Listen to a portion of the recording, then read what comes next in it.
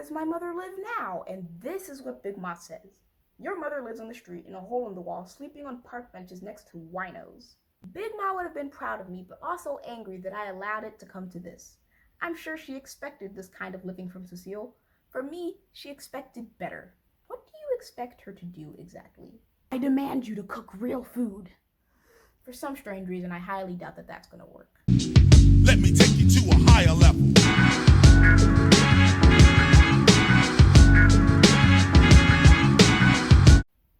So, recently my sister and I got the Gaither Sisters Trilogy.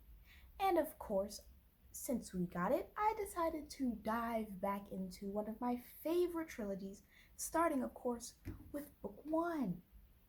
And something I'm beginning to notice is there's something that all 3 books have in common. How annoying Big Ma is. Big Ma, that's the girl's paternal grandfather whose original home was Alabama, but she came up to live with the girls and their father in Brooklyn. But she annoyed me throughout the whole trilogy. And so I decided, why not share my annoyance of her with all of you? So as you know, the girls are on a plane flying to Oakland to meet their long-lost mother, Cecile Johnson. Big Ma and Papa will not be riding with them on the plane. So, Big Ma scouts around the waiting room. She's looking for a grown brown face to look after her grandchildren. Big Ma turned her nose up at the college girls with afros in favor of the Negro lady in the square sunglasses and snappy suit, toting the equally snappy oval bag. Big Ma made eye contact with her. When we lined up, she told the Negro Jackie Kennedy, "These are my grandbabies. You look after them, you hear?" The snappy Negro lady had been nice enough to smile, but hadn't returned the look that Big Ma expected. Big Ma expected to look Negro people silently pass each other. She expected the stranger to say, as if she were a neighbor, "They're as good as my own. I'll make sure they don't misbehave or be an embarrassment to the Negro race." A blank movie star smile had been all she passed to Big Ma. That lady had only been looking out for her plane seat. Well, I don't know why Big Ma was looking for that woman. To be honest, I feel like the young ladies with the afros that she turned her nose up at would probably be much better caretakers, because this woman obviously was not it. Flash forward, they're out of the plane. They're in another airport waiting for their mother Cecile to come claim them. This big white woman comes and stands in front of them and tries to give them some money. And Delphine notes how Big Ma would have thought that was just perfect, but that her father wouldn't have liked it at all. I agree with her father. Apparently, Big Ma likes it when these random strangers come and try to give the children money when the only adult looking after them is this random other red-headed stewardess woman who's looking after them, not the Negro Jackie Kennedy, because there's no other adult. But Big Ma apparently would think that it was just grand that there's a stranger giving her grandchildren money. No. And the answer is no. For me. Okay, so now we're at the chapter titled Green Stucco House. This is Cecile's house, where the girls are coming to live for the next month. That's what they're doing. Their mother's house, the mother who they haven't seen since Delphine was 5 years old, and she's now 11. And they're seeing her house, and Delphine is recounting the time where Big Ma said Cecile lived on the street. The park bench was her bed. She lived in a hole in the wall. She said this to her when she was 6 years old.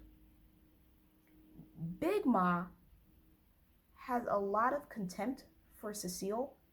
She doesn't like her at all, hates her. Every time she talks about her, she calls her that no mothering mother, Cecile. So of course, Delphine, the 6-year-old, this is 1 year after Cecile leaves, and Delphine's asking Big Ma, "Where does my mother live now?" And this is what Big Ma says. Your mother lives on the street in a hole in the wall, sleeping on park benches next to winos. Because that's totally something that you should tell your curious 6-year-old granddaughter who wants to know where her mother lives now that she doesn't live with her. Cecile's not really great either. She's not doing so hot either, no. But Cecile, when the girls asked for dinner, Cecile took Delphine's money that was supposed to be for Disneyland and told her to go to a Chinese takeout place for dinner. And there's a payphone there next to the restaurant. And Cecile does not own a telephone in her own house, so they have to go outside 8 o'clock at night. The mother's staying inside. They're going out all by themselves at night to get the food and use the payphone to call back home, like their father said. They call, and Big Ma, the first thing she says is, Delphine, do you know how much this phone call is costing your father? Because they didn't have enough dimes to make a real call, so they had to do a collect call. And so Big Ma finds out that Cecile is not with them as they're making this call, and she's just fussing and fussing, running up the phone bill even higher. Which is absolutely hilarious, by the way, because I love it when people do stuff like that. It's comic gold. Big Ma says, do you know how much this phone call is costing your father? And then she fusses for like another 5 minutes, running it up even higher. Hilarious. Now, this is something I can relate to. I guess I don't really find this annoying. I just find it very weird because I know people like this, but I'm not one of them. Her sisters are asking about the Black Panthers because they have an encounter with some people who the girls and Delphine think are Black Panthers. And so Delphine's little sisters, Finetta and Fern, are asking her, who are Black Panthers? And Delphine is the only one who knows about them because only she and Big Ma watch the news. Big Ma enjoys hearing all about the trouble going on in the world. It isn't that she actually likes it. She just needs to hear about everything and talk about it. Since Pa works all day and is tired all night, Big Ma gives me her opinions while I wash dishes. You name it. President LBJ, Ho Chi Minh in North Vietnam, sorry if I pronounced that wrong, Martin Luther King's funeral, Bobby Kennedy's funeral, the race riots, the sit-ins, Elizabeth Taylor's next husband, I don't even know who that is, the Black Panthers, each holds Big Ma's interest. I know people like that who watch the news and they just want to hear about all that is going on in the world. My mother is one of them, but she would rather hear comedy news where people are telling the news but they add jokes in, because without it the news is really miserable and I just can't watch it because it's very depressing. There are some people who like to do that, but not this one. Now the girls are at a Black Panther summer camp and there's all these pictures of freedom fighters all over the wall, and apparently Delphine notes that even though she doesn't know who Fannie Lou Hamer is, there is a picture of Fannie Lou Hamer, and apparently Big Ma looks just like Fannie Lou Hamer.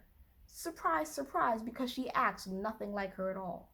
They're at the summer camp and they're doing this activity where they're coloring in posters, and one of the sentences on the poster is Free Huey. And Delphine notes that she heard about Free Huey in the newspaper and that Big Ma calls him the main trouble stirrer because he's the leader of the Black Panthers. So apparently she doesn't like the Black Panthers at all, and Huey Newton is apparently the main trouble stirrer. See where this is going? Now Delphine is reading a newspaper that they have at the Black Panther summer camp, one of the Black Panther newspapers. One thing was for sure, I know Huey Newton if I ever saw him on the street. You couldn't help but see Huey Newton all over the newspaper. His face was cocked slightly in the upper corner of the paper, like the president's face on a dollar bill. Now the Black Panther leader was in prison, where he belonged, according to Big Ma. Yay, Big Ma, you're just wonderful. You're a wonderful person, totally. Huey Newton's in prison where he belongs, according to Big Ma. So they are living at Cecile's house, and every night Cecile has been making them go out to get either Chinese food or fish and bean pies from this restaurant called Shabazz, owned by some Black Muslims. But having restaurant food every day is making Fern and Vanetta sick. So Delphine decided that they're not going to do that anymore. For the rest of the time that they're there, they're going to go to the grocery store, get actual food, and that Delphine is going to cook it herself, since Cecile obviously will not. So she's in the store buying the food, and they're complaining because even though they're the ones sick, Vanetta and Fern still want to eat the food that's making them sick, because that is totally logic. And so Delphine says that Big Ma would have been proud of me, but also angry that I allowed it to come to this. I'm sure she expected this kind of living from Cecile. For me, she expected better. What do you expect her to do exactly? I demand you to cook real food. For some strange reason, I highly doubt that that's going to work. So there's this part where Cecile is talking to Delphine, and Delphine says yes ma'am to her. Cecile is mad that Delphine sounds like Big Ma. Now, I disagree and I agree, because if I was somebody's mother, I would like for them to say yes ma'am to me as a title of respect. But if she's sounding like Big Ma, that's a whole other story. I agree with Cecile a little bit, because if my child sounded anything like Big Ma, I'd be very upset as well. So since the Black Panther camp is not open on weekends, what they do on Saturday, they have to come up with themselves, because of course Cecile's not going to drive them anywhere. One, she doesn't own a car. Two, she barely ever spends any time with them at all. She's not a very responsible mother. And so there's this one Saturday where the children went to the pool, and they didn't bring any swim caps. They came home and said, can we use your hot comb to press our hair, seeing how naughty it got? See, when Delphine said naughty, she meant K-N-O-T-T-Y. But Cecile heard N-A-U-G-H-T-Y, and she said, naughty? Your hair ain't naughty. It ain't misbehaving. It's doing what God meant it to do. That would have been news to Big Ma. We never entered the house of God without our hair pressed and smelling of Dixie Peach hair grease. So clearly we get to see what kind of person Big Ma is. She's afraid of white people, wants nothing to do with the Black Panthers, thinks that Huey Newton ought to have been in jail, and never lets the grandchildren go into church without their hair pressed and smelling of Dixie Peach hair grease. Big Ma has completely given into the system, and their father's not so good either, free the black people wise, but he's better than this. I kind of feel bad, for Big Ma. She comes from Alabama, and that's probably why she's like how she is. She's from Alabama, and it's the 60s. So I kind of understand, but she just annoyed me the whole time.